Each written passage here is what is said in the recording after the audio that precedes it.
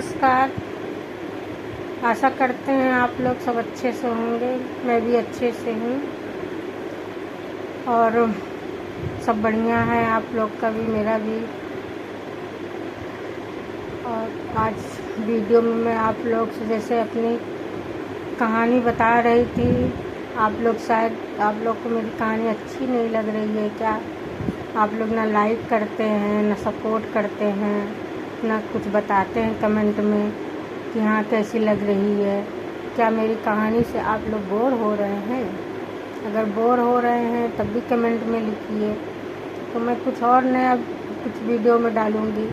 मैंने तो सोचा अपनी कहानी आप लोग को बताऊं, जो मेरे ऊपर बीती हुई एकदम सच्ची कहानी थी। इसमें कोई बनावट नहीं थी, ना ही कोई मैंने अपने से बना के ये कहानी डाली है।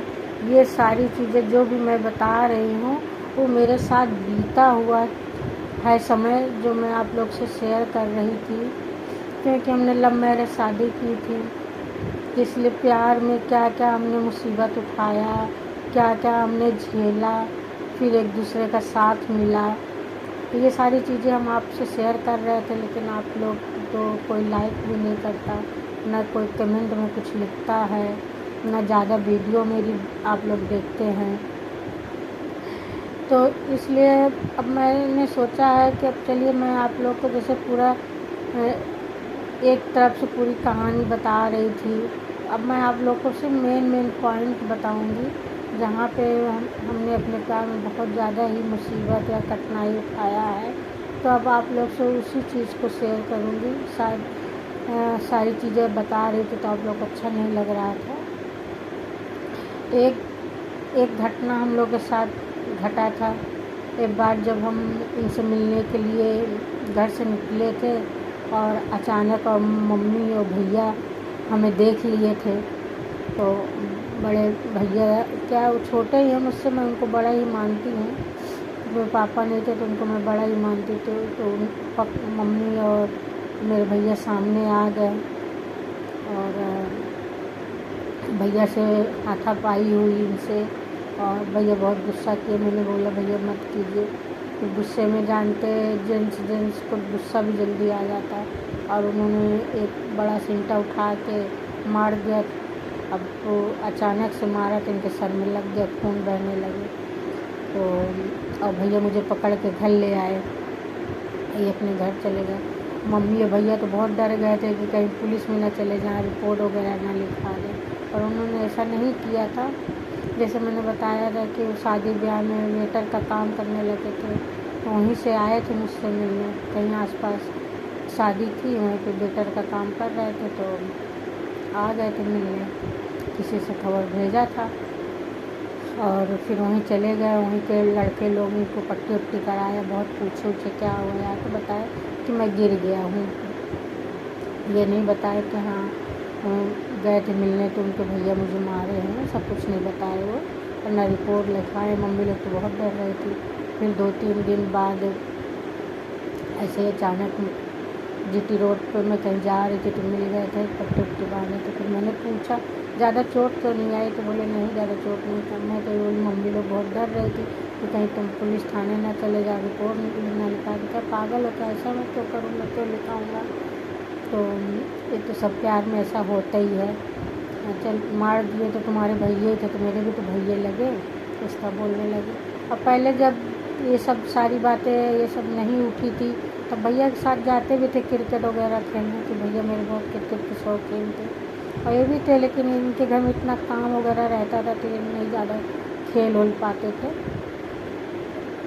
तो इस तरह करके ज़िंदगी हम लोग की कट रही थी। फिर आपको एक वीडियो में मैंने बताया था कि मेरा ट्यूमर हो गया था, तो मैं हॉस्पिटल में भर्ती हो गई थी। अब वो हॉस्पिटल में मुझे 2 महीने के लिए भर्ती किया गया था मर्ज को उभारने के लिए, कि मर्ज को अच्छे से पूरा उभार के तब ऑपरेशन होगा। तो मैं हॉस्पिटल में अकेले ही रहती थी, बहुत बोर होती थी। तो वहाँ पे नर्स लोग मेरी बहुत दोस्त बन गई थी सारी। तो एक बार एक नर्स से बता के, और मैं चलिए मेरे के डॉक्टर लोग आएंगे तो तुम कुछ भी बता देना, मैं जा रही हूँ, घर होके आती हूँ। अब मैं सोची कि इनको कैसे खबर दूँ, तो एक इनका दोस्त था, वो सुलेम सराय में आते थे, तब ये आपको टाइपिंग वगैरह चलती थी, तो टाइपिंग सीखने आते थे, तो मुझे मालूम था। तो मैं सुलेम सराय तक आई और बताने उनसे कि मैं हॉस्पिटल में भर्ती हूँ, इसलिए शायद मैं नहीं दिख रही होंगी, तो वो मुझे अगर ढूंढ रहे होंगे मतलब तो तुम घर जाना तो बता देना कि रानी मिली थी और बताई है, वो हॉस्पिटल में भर्ती है, मेडिकल हॉस्पिटल में। वार्ड नंबर उनको बताया, उन्होंने कहा वार्ड नंबर 14 है, पलंग नंबर 5 है, बता देना। अगर मिलने आना चाहते हैं तो आ सकते हैं, कोई रहता नहीं हॉस्पिटल में, मैं अकेले ही रहती हूँ, बता के और चली गई थी उनसे। तो फिर वो शायद बताए इनसे, ये फिर मुझे ढूंढते ढूंढते गए हॉस्पिटल, मिले। उस दिन जन्माष्टमी का दिन था जब गए थे मुझसे मिलने। तो मैं वो आपने देखा होगा, मतलब कभी अगर मेडिकल गए होंगे तो वहाँ बाहर मंदिर है, तो वहाँ पे बहुत बड़ा मतलब कृष्ण कन्हैया का पूजा वगैरह हो रहा था, तो बाहर ही हम थे। वार्ड में पूरा चक्कर वक्कर मार के आ गए, मिले ही नहीं मैं वहाँ पे। तो नीचे उतर रहे थे सीढ़ी से, क्योंकि दूसरे या तीसरे मंजिल पे थी मैं, और मैं प्रसाद लेके जा रही थी ऊपर, तो दिख गए मुझे। तो मैं कही कि क्या कब से तुमको ढूंढ रहा हूँ, तुम कहाँ थी? उनका नीचे मंदिर में पूजा हो रही थी, जन्माष्टमी है, तो प्रसाद लेने चले गए थे। हम कहे चलो, फिर लेके आए इनको, फिर बैठे थे काफ़ी देर तक, हम लोग बातचीत होती रही। तो मुझसे बोले चाय पियोगी, जाए चाय ले आए, उनको जा ले और चाय ले आए बनवा के, चाय 2 दिन पिए। तो मुझे तो हॉस्पिटल से ही खाना मिलता था, फिर खाना आ गया था 10 साढ़े 10 बज रहा था। तो मैंने कहा खाना खाओगे? तो कह रहे तुम्हारे लिए मिला, खा लो। हम कहा इतना हम खा कहाँ पाते, रोज़ ही बच जाता है, नीचे पे डाल देती हूँ कुत्ता उत्ता जानवर को, गाय वगैरह को, आज तुम हो खा लो। तो दोनों जन मिलकर खाना खाए और काफ़ी रात तक बैठे रहे, बातचीत होती रही, कैसे क्या हो रहा है, मम्मी रोज़ आती है नहीं? क्या नहीं, मम्मी को मैंने मना किया, छोटे भाई बहन है, और छोटे भाई बहन को भी तो स्कूल वगैरह रहता है, मम्मी को काम रहता है, अब डेली डेली मेरे पास कहाँ आएंगी? तो मैंने मना कर रखा है, आती हैं हफ्ता 15 दिन में देखना। अच्छा तो अकेले कैसे रह जाती हो, तुम्हारा मन लग जाता है? हम कहे हाँ, यहाँ पे नर्स लोग हैं, उनसे अच्छी दोस्ती हो गई है, और अपना कुर्सियाँ का भी काम वगैरह करती रहती हूँ, मैगज़ीन वगैरह है पढ़ती रहती हूँ, तो इसी तरह कट जाता है। और सुबह डॉक्टर लोग चेकअप वकअप करने आते हैं, तो 12-1 तो इसी में सब बच जाता है, नहाना धोना ये सब करें, तो कट जाता है समय। आज लेकिन तुम आए हो तो ज़्यादा अच्छा लग रहा है, बोर नहीं हो रहे, बहुत अच्छा लग रहा है। फिर रात तक मेरे पास थे, काफ़ी रात तक हम लोग बात करते रहे, फिर कब नींद आ गई पता नहीं चला बात करते करते।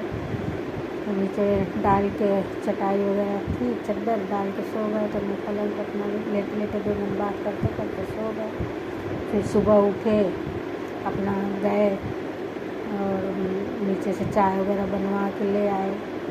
उनका ना ले आते, अभी दूध मिलता तो बना नर्स लोग को दे देती हूँ, तो उन लोग गरमा भी देती हैं, चाय बना के दे भी देती हैं, बेचारी लोग बहुत अच्छी हैं। तो कह रहे मैं ले आया, मेरा पीने का मन था, लो पी लो, फिर मैं जाऊँ घर में, तो घर में सब ढूंढेंगे कि रात भर कहाँ था, आया नहीं। तुमने कहा ठीक है। तो उन्हें पूछे उनके कब आओगे? क्या मुझे क्या, मैं तो रोज़ आ सकता हूँ, लेकिन बस ये घर में लोग पूछेंगे कहाँ जा रहे हो रोज़।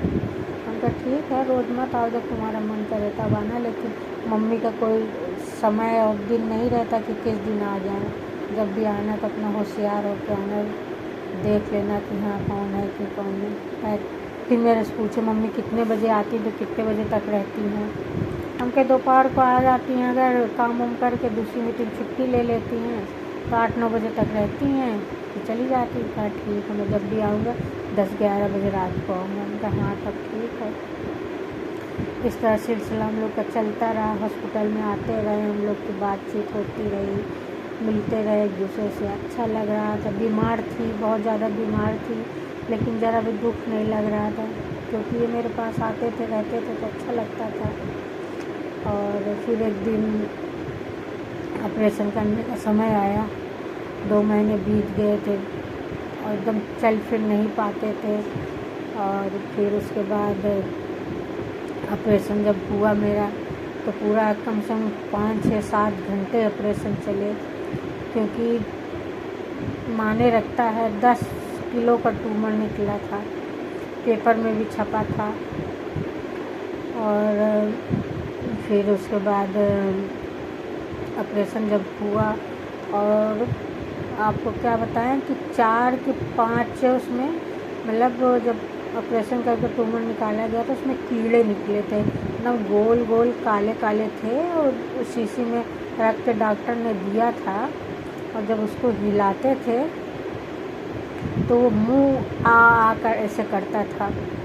तो डॉक्टर ने बताया जो ये खाना खाती थी तो ये जो कीड़े हैं यही इनके खाना को खा लेता था, जो इनके शरीर को लगता नहीं था। क्योंकि ऑपरेशन होने से पहले मेरा वेट नापा गया था तो 35 किलो का वेट था। तो मान के चलिए 10 किलो का तो ट्यूमर निकल गया, तो 25 किलो मेरा वेट था। सोचिए, इंटर पास कर चुके थे, 25 किलो वेट, इतने मतलब कम वेट था मेरा। तो कोई भी खाना वगैरह खाते तो लगता ही नहीं था शरीर को, वो सारा कीड़े ही खा जाते थे। और जब कभी खाने का नहीं मन होता था तो अंदर लगता था कोई स्किन को खींच रहा है, तो ये कीड़े ही स्किन को खींच खींच के खाते थे, डॉक्टर ने बताया। और फिर ऑपरेशन हुआ और तीसरे चौथे दिन से मैं चलने फिरने लगी, पकड़ पकड़ के पलंग। डॉक्टर लोग बोले बहुत हिम्मती लड़की है, देख लो, इससे अच्छे सेहत वाले पड़े हैं, उठते नहीं। तीसरे दिन उनको कितना उठाना पड़ता है, इसको 1-2 बार सहारा दिया और चलना फिरना शुरू कर दी। बस भगवान की कृपा थी, जो कि भगवान चाह रहा था कि भी हम ज़िंदगी में जिए। अभी दुनिया बहुत कुछ देखना है, तो इसलिए शायद भगवान ने मुझे दूसरी ज़िंदगी दे दी थी, कि सब देखने को लिखा था जीवन में। तो क्या किस्मत में किसके क्या लिखा है कोई नहीं जानता। हर इंसान के जीवन में सुख ही सुख नहीं होता, दुख और सुख सब मिल के ही हमेशा ज़िंदगी बनती है। हर इंसान के जीवन में दुख और सुख तो लगा ही रहता है, किसी का ज़्यादा किसी का कम। हंसते हंसते हर चीज़ को काटना चाहिए, दुख को भी सुख को भी। और अधिकतर जो भी अपना हो, जिसको आप अपना जानते हैं, दिल से चाहते हैं, कोई भी इंसान हो, ये हम नहीं कहते कि प्रेमी ही हो या कोई भी हो, दोस्त भी हो सकता है, भाई भी हो सकता है, बहन भी हो सकती, भाभी हो सकती, ननद हो सकती, जिसे भी आप अपने दिल से चाहते हैं तो हमेशा अपने दिल की बात उनसे शेयर कीजिए। अपने दिल की बात कह देने से दिल थोड़ा हल्का हो जाता है। इसलिए हमेशा अपना जो भी दुख सुख है किसी एक इंसान से हमेशा शेयर करते रहना चाहिए, अपने दिल पे बोझ नहीं रखना चाहिए। और अब इसके आगे मैं आपको कल मिलूँगी, इसके आगे की वीडियो जो भी होगा बनाऊँगी तो आप लोग से शेयर करूँगी। Bye bye.